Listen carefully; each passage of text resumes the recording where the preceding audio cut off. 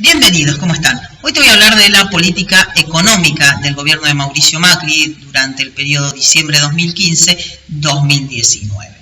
La voy a dividir en tres partes fundamentales, en tres ejes fundamentales. La primera es la gestión de Prat-Gay en frente del Ministerio de Hacienda. Después la división entre Nicolás Duhovne como ministro de Hacienda, y lo mandó a Finanzas a Caputo, que tuvo siempre mucha importancia, y Stroessner también tomó más importancia.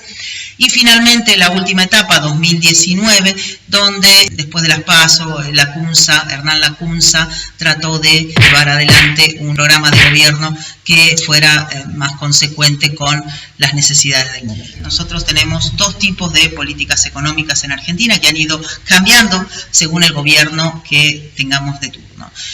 Algunos de ellos trataron de tener la siguiente premisa: cuanto más Estado, mejor.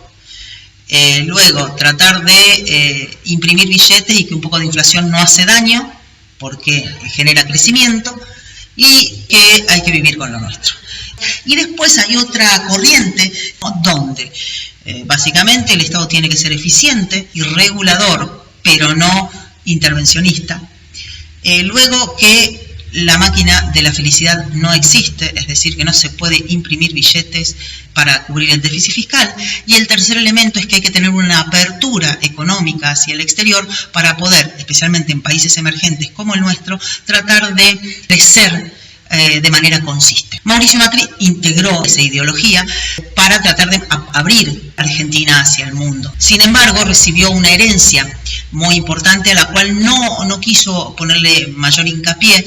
En principio, hablemos del déficit fiscal. Recibieron un superávit de esta magnitud y entregaron un déficit peor. Vos tenés que saber que esta diferencia la cubrían con reservas y emisión monetaria. Las reservas se terminaron y la emisión monetaria te dejaron 10 años de inflación. Para colmo, las reservas en el Banco Central. También Néstor Kirchner había tenido reservas de casi 50.000 millones de dólares con un manejo muy inteligente de esas reservas. En cambio, Cristina Kirchner le deja reservas negativas. Una herencia muy importante es el tema del dólar futuro. Se inició una causa por esto. ¿Y qué es el dólar futuro? El dólar futuro es cuando yo tomo un dólar y yo, siendo Estado, en este caso lo puedo hacer un particular también, pero siendo Estado digo, bueno, yo quiero asegurarme y quiero asegurarles a las personas, para dar más confianza, que yo no voy a devaluar mi moneda. Entonces, ¿qué hizo Axel Kicillof como ministro de Economía? Pocos meses antes de irse del gobierno, cuando ya había ganado el otro gobierno y sabiendo que el dólar tenías un cepo, ¿no? O sea, dólar oficial a 10 pesos y el blue estaba a 15, hoy llegó a 16, ¿qué hiciste? Para tratar de frenar las expectativas le dijiste, yo te prometo que en enero del 2016, es decir, cuando yo ya no esté, te voy a pagar el dólar a 10 pesos. Obviamente compraron todos. Compraron 15.000 millones de dólares, Luis Caputo, inclusive, todos compraron ese dólar a futuro porque sabían que cuando viniera otro gobierno el cepo se iba a levantar y no iba a existir más ese dólar a 10 pesos. Estamos hablando de 15.000 millones de dólares a 10 pesos cuando vos sabés que iban a estar a 15. Entonces le dejaste 5.000 millones de dólares más para pagar en los primeros días de enero. Después tenemos el cepo cambiario. Argentina del 2011 tenía cepo, es decir, no había una circulación, no había un valor real en la economía del dólar, sino que lo establecía el Banco Central. Obviamente el cepo no resuelve ninguno de los problemas, todo lo contrario los agrava, que genera que vos tengas menos reservas cada vez en tu poder, que la inflación también crece, no entran inversiones de riesgo para quedarse en tu país si vos tenés puesto un cepo, porque no saben en qué momento puede salir, y aparte entran a un cepo a 100 pesos. Hoy por hoy, si tuviéramos que entrar inversiones, entrarían un cepo en un valor de quién va a traer dólares y lo va a cambiar a 100 pesos, o sea, es perder plata, ¿no? Nadie te puede invertir en esas condiciones, ¿no? O sea, que ni hablar del cepo. Por supuesto, teníamos una inflación producto de ese déficit fiscal que ya se estaba financiando solamente con emisión monetaria que generaba inflación del 28%. Tenías que sumarle a eso el tema de los atrasos cambiarios. Los atrasos cambiarios, muy parecida a la situación actual, pero vos tenías atrasos cambiarios de tarifas, de servicios, de transporte y del dólar oficial que estaba a 10 pesos y en realidad tenía que valer. Si desde la salida de la convertida los precios se multiplicaban por 10 y las tarifas no, los tarifazos tienen que ser machazos. Vos recorres toda la ciudad de Buenos Aires en ómnibus pagando 9 pesos y un cortado vale 50 pesos. Algo no funciona. Algo no O anda. sea, esos atrasos cambiarios te iban a generar un golpe inflacionario. En el momento en que vos sueltes el cepo, como lo soltaron, y se fue de 10 a 14 pesos, o sea, pero había necesidad de soltarlo sí o sí. Las tarifas, ese es otro tema. Vos estás pagando un 10%, un 20%, un 30% del valor real. Tenías cortes de luz, tenías que importar gas, no tenías petróleo suficiente. Y otro elemento fundamental para entrar en la economía mundial es salir del default. Argentina había entrado en default en el año 2001. Que el Estado argentino suspenderá el pago de la deuda externa.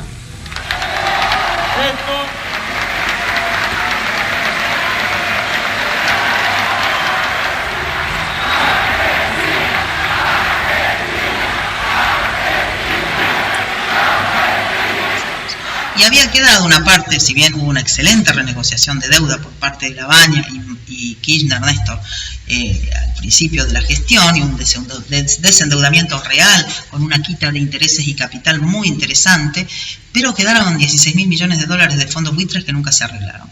Entonces eso había, antes de pensar en que vinieran inversiones a Argentina y ejercer una política económica de apertura, necesitabas resolver ese tema de los fondos buitres. Con todo esto asume entonces Prat Gay, que está desde diciembre del 2015 hasta el 31 de diciembre del 2016, ¿no? Está un año. Utilizar medidas solo ortodoxas, que son del tipo de, para frenar la inflación, tengo que ajustar la tasa de interés, tengo que hacer un ajuste fiscal y tengo que permitir la libre entrada y salida de capitales. Primero, la eliminación de las retenciones, que esa había sido una de las promesas del gobierno a partir del comienzo del 2016. Obviamente que el sector agropecuario feliz, porque al sector agropecuario, ¿qué le hiciste? Le eliminaste las retenciones y encima le eliminaste el cepo. Al tipo le estaban pagando a $1.10 menos el 35% de retenciones, y de golpe le sacaste el 35%, le sacaste las retenciones o una parte buena y le llevaste el dólar a 15.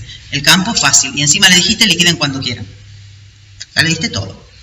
Al sector asalariado, no. De hecho, mandaron un proyecto de ley para aumentar las alícuotas de la clase media del impuesto a las ganancias. O sea, eso fue totalmente, le damos todo al tema del campo y al asalariado no le sacas nada. Eso obviamente no fue una buena estrategia, me parece. Argentina estaba en default, entonces vos necesitabas recuperar para conseguir las inversiones que necesitamos para obras de infraestructura y de servicios. Nosotros y empresas en general necesitamos sin lugar a dudas salir del default.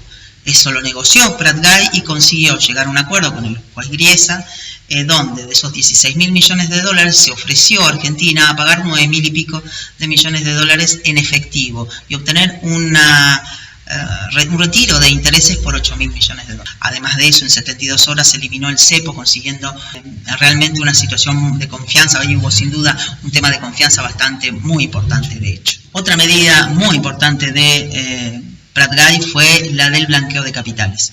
Así se consiguió que los argentinos declararan capitales por 116.000 millones de dólares, el mayor blanqueo de capital de Latinoamérica en toda la historia, por el monto que se consiguió repatriar.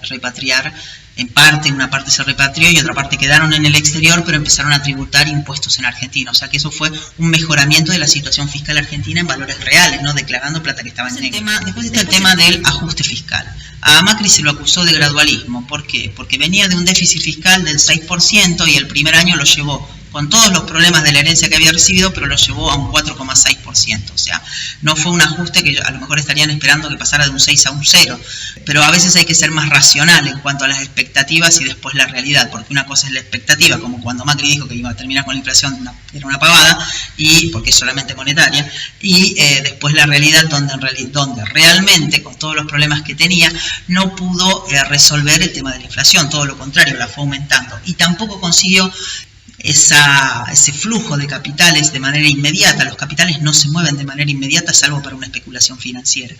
¿Y qué herramientas utilizó para terminar con la inflación? ¿Cuál fue la idea? Bueno, la idea es emitir menos y tuvo que aumentar las tasas de interés. Entonces empezó a pagar tasas de interés positivas, es decir, si vos tenías una expectativa de inflación del 25, pagabas tasas del 26-27%, o sea, un poco más altas. No le alcanzó. ¿Por qué? Y peor, le generó el peor problema que tuvo Macri, que le generó que si no podés emitir pesos Y si querés tener tasas de interés positivas, es decir, altas, vos vas a tener que buscar financiación en otro lado. O sea, si vos no emitís y el déficit fiscal no desaparece, porque no podés matar a los jubilados, por ejemplo, que son la mitad de tu gasto público. Entonces, ¿qué haces? Y bueno, ¿qué se le ocurrió a Caputo y a Stroessner?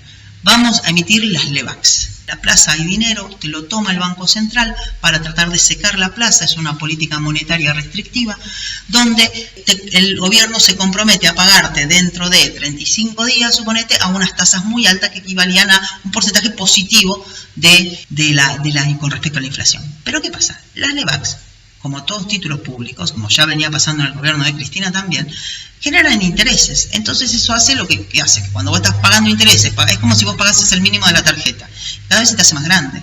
Y si vos la tasa de interés que vas a pagar es más alta, peor aún. Y esa crisis se desató en el 2018, el 14 de mayo del 2018, como vamos a ver.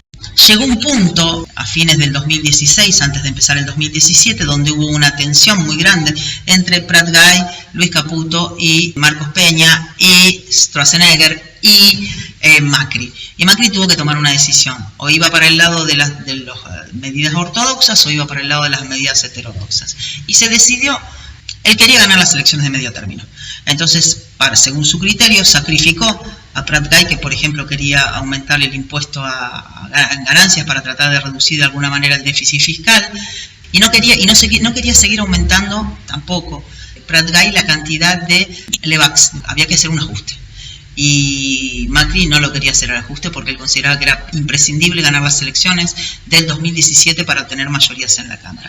Aparece así Nicolás Dujovne en el Ministerio de Hacienda y Luis Caputo en el de Finanzas, siguiendo a Stroessner en el poder. En el 2017 había cierto flujo de capitales que estaba entrando ya a Argentina luego de la apertura económica que te había comentado. Entonces había una gran entrada de capitales, comparada con lo anterior, gran entrada de capitales argentinos. O sea que el flujo de dólares era muy grande. Que veían el tema de las LEBACs, que te daban tasas de interés positivas con respecto a la inflación. ¿Qué hizo entonces Macri? Aumentó las reservas, empezó a aumentar las reservas que estaban negativas, permitiendo la entrada de esos de capitales, y a su vez, ¿con qué le daba? ¿Cómo hacía para comprar esos dólares? Emitía LEBACs. Como no podía emitir dinero, pesos, para cambiarlo por dólares, emitía LEBACs. Secaba el mercado y se comprometía a pagar una tasa de interés muy alta. Eso hizo que durante todo el 2017 el tipo de cambio en pesos, o sea, la depreciación de la moneda, o sea, el aumento del precio del dólar, es parecido al aumento de la inflación. Si el dólar está muy barato, la gente en tu país puede comprar más cosas, está contento y por eso ganas las elecciones de medio término. Pero ¿qué sucede? Estás creando una bomba a presión también, otro precio atrasado, que es el precio del dólar. En el 2018 explota, ¿no? Explota, hay un tema de falta de confianza, también tenemos que recordar el tema de las bombas a diciembre del 2017, hacen una conferencia que le llaman la del 28D, donde dicen que la inflación va a ser en realidad mayor de lo que esperaban, tirando para atrás el presupuesto que habían presentado hace unos 2 meses, ya generó eso mucho ruido, y teníamos también el tema de que las tasas de interés de las LEBACs para ir secando el mercado cada vez eran mayores. Y el dólar aumenta un 100%, pasa de 20 a los 40 pesos. En 2018 ya Caputo y Stroessner se dan cuenta que iban a tener que frenar de alguna manera había una montaña de LEBACs que era tan elevado, de índices tan elevados, que había que frenarlo de una manera tal. Y ya no había más financiación en el mercado en pesos. Entonces, ¿qué hacen? Buscan en el exterior y ahí van y le tocan la puerta al Fondo Monetario Internacional. Argentina tenía que pagar deuda a una tasa aproximada del 16% anual en dólares. Piden un préstamo al Fondo Monetario Internacional que se lo acordaron en 50.000 millones de dólares, le terminaron dando 44.500 a una tasa del 4% anual, una tasa muy conveniente, con todos los condimentos que conocemos, porque en realidad se llegó a un acuerdo donde te prestaron 44.000 millones de dólares, pero los vencimientos eran muy cortos, no había forma de que vos pudieras pagar esos 44.000 millones de dólares y ambos lo sabían, por eso tuvimos todo el raconto con el tema del Fondo Monetario Internacional y demás. Un punto a favor que no quiero dejar de remarcarle a Caputo, porque si no parece que es todo malo, fue el tema de las obras de infraestructura. O sea, Finanzas llegó adelante un sistema junto con Obras Públicas de PPP, que era participación privada pública, donde las obras de infraestructura se hacían con este sistema mucho más transparente, totalmente transparente, y se empezaron a encarar muchísimas obras Después del estallido en el año 2018, la gran crisis del dólar, aparece el 2019, año electoral. Macri rearma su gabinete, pasa a reducir esos 20 y pico de ministerios que tenía a 10 y tiene que rearmar el gabinete. Tuvo la opción de rearmarlo con la Unión Cívica Radical. Le acercaron los radicales 3 nombres: Pratgay en Cancillería, Lustó en Educación y Sanz en Defensa. Esos 3 personas habían tenido inconvenientes con Marcos Peña. Entonces Macri toma una decisión, queda con sus hombres, se queda, yo te diría un poco de morir con la tuya, ¿no? Y sigue con la política que venía haciendo hasta ese momento de carácter ortodoxa. Ya sabemos cómo terminó perdiendo las PASO de manera estrepitosa, producto de recrudecimiento de inflación, las condiciones económicas fundamentales y las tasas de interés altísimas que se estaban pagando, lo que fundía todas las pymes. No había pyme ni empresa grande que pudiera sobrevivir con esas tasas de interés.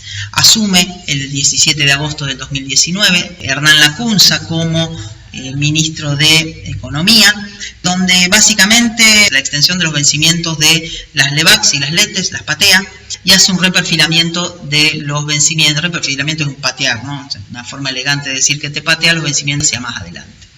Y luego, el 1 de septiembre, también vuelve a establecer el cepo. Era un cepo más light porque te permitían comprar hasta $10.000 por mes, pero no deja de ser un cepo. O sea, era la única forma de frenar la caída de reservas que venía ya en un gobierno que había perdido completamente fuerza política. Como fueron los números duros de Mauricio Macri en estos años. El tema de la inflación realmente se llegó en el 2019 a un 53,8%. El PBI cayó en el 2016, creció un poquito en el 2017 y nuevamente cayó en el 2018 y 2019, mostrando números muy negativos.